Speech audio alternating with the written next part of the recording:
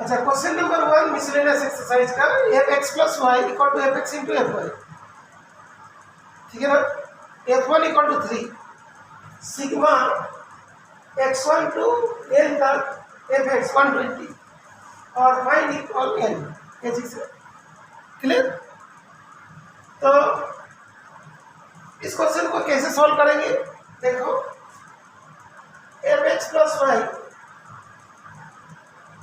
Equals to f x into f y, f पे जगह 1 इसलिए 1 पुट कर दिया, तो क्या होगा f1 into f1, f2 equals to what 3 into 3 equal to 3 का स्क्वायर, ठीक है, अंडरस्टूड। f1 का वैल्यू कितना था, 3 था, f2 का वैल्यू निकालना तभी तो हम लोग फाइंड करते हैं।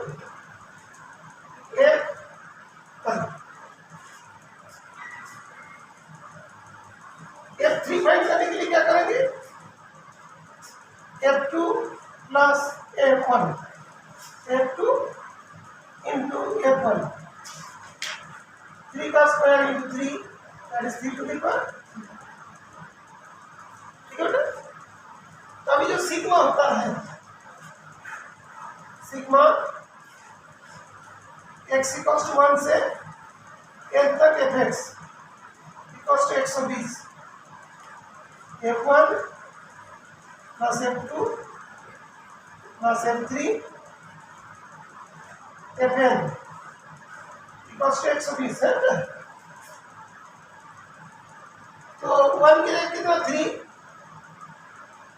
इस जगह में 3 का स्क्वायर, इस जगह में 3 का cube, dot dot dot dot fn equal to 3 to the power n equal to 120, तो 3 to the power n minus 1 upon 3 minus 1 equal to 120, ठीक है। अभी 3 into 3 to the power n minus 1 equal to 120 into 2,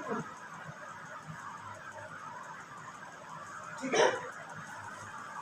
तो 3 to the power n minus 1 equals to, ये 3 से काट जाएगा 80, तो 3 to the power n equals to 81, 81 मतलब 9 का स्क्वायर है ना, n इक्वल टू कितना होगा 2,